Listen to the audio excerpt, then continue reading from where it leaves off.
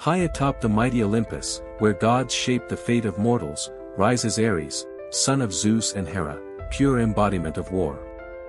He is more than an immortal warrior, he is a symbol of terror and inspiration across the ancient Greek world, revered most fiercely by the warriors of Sparta. In today's epic journey, we unravel every corner of Ares' complex legacy, from his blazing glory on the battlefield, his blood-stained weapons singing through chaos, to the scandalous depths of his forbidden love with Aphrodite, and the bitter consequences that followed when loyalty clashed with a girdle of irresistible desire. Ares Overview. Ares is the god of war, the patron of warriors and the embodiment of brutal, unrelenting battle. Unlike the cold strategy of Athena, Ares represents the raw, furious heart of conflict. He is believed to hold the power to sway the outcome of any war, choosing victory or defeat with the thrust of his spear. In myth, Ares is often depicted as a strikingly handsome figure, wielding a blood-red spear, his presence both glorious and terrifying. Beneath his polished armor lies a fierce, unyielding nature.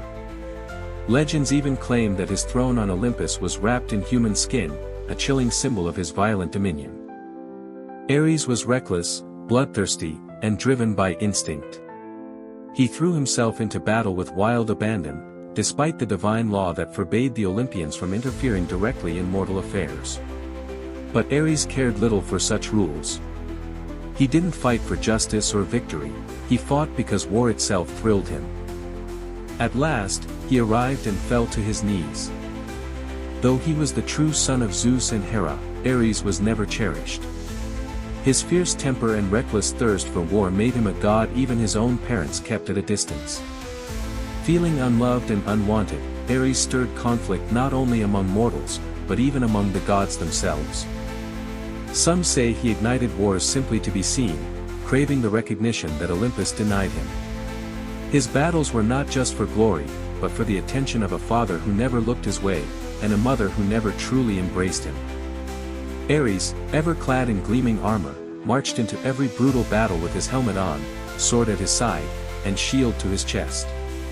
He was a storm of war, unstoppable and unyielding. Riding beside him in his war chariot were his sons, Deimos, the god of dread that gripped warriors before battle, and Phobos, the god of panic and terror. Loyal and fearsome, they followed their father into every clash, spreading fear long before the first blow was struck. Together, they formed a trio that haunted the hearts of armies, war embodied in flesh and fury. Marching behind Ares were goddesses of chaos, Eris, the spirit of discord who sparked conflict with a whisper, and Io, who found twisted delight in the cries of battle and the fall of warriors. With each clash of blades, Ares grew fiercer. Shield-soaked, sword unrelenting, he cut down foe after foe without pause or pity. The more blood that spilled, the more his frenzy deepened. Surrounded by his dark entourage, Ares was not just a warrior, he was war incarnate. For all his might, the name of Ares is more often tied to defeat than to glory. Though immortal, he was once bested by the hero Heracles in battle. Another time, the giant brothers Ares and Athena captured him and sealed him in a bronze jar for 3 long months, until Hermes came to his rescue. Later, Apollo would slay the giants, but the shame remained. In the Trojan War, Ares rushed to defend Troy, only to be struck down by the spear of Diomedes, a mortal aided by Hera and Athena. His agonized roar sent the Trojan army into panic. Furious, Ares appealed to Zeus, only to be scolded, not comforted. Enraged, he challenged Athena, but she met his rage with calm precision, and with a single stone, cast him down once more. In ancient Greece, Ares was often viewed with fear and disdain. Far from beloved, he was seen as boastful, hot-tempered, and reckless, a god not of noble war, but of blind violence. This view echoes throughout Homer's epics, especially in the tales of the Trojan War. Even as he took to the battlefield, Ares brought more chaos than courage. When struck by Diomedes, his blow guided by Athena, Ares cried out not with fury, but with complaints and wounded pride. For all his strength, the god of war could still fall, and when he did, he fell loud and hard. Yet Ares was not without virtue. Beneath the rage burned fierce loyalty and devotion. He stood for those he loved, defended those he vowed to protect, qualities not all Olympian gods could claim with pride. While Athens revered Athena for wisdom and strategy, the warrior state of Sparta worshipped Ares with unwavering faith. To them, he was not just the god of war, but a symbol of honor, strength, and sacrifice. In blood and brotherhood, they found greatness through him. The love of Ares and Aphrodite. For all his rage on the battlefield, Ares is perhaps best remembered not for a conquest of war, but of the heart. His most notorious triumph, as some would say, was stealing the affections of Aphrodite, the goddess of love, despite her being wed to Hephaestus. And yet, this was no fleeting affair. Ares and Aphrodite shared a bond deeper than scandal, a love fierce and enduring. He was said to be her truest, most devoted lover. Together, they bore a lineage of powerful offspring: Eros, Antares, Phobos, Deimos, Himeros, Harmonia, and Adrestia, gods and goddesses born of passion, desire, and divine chaos. Aphrodite, goddess of love and beauty, was granted no mighty weapon, no divine favor from Zeus. And yet, her power rivals the greatest of Olympus.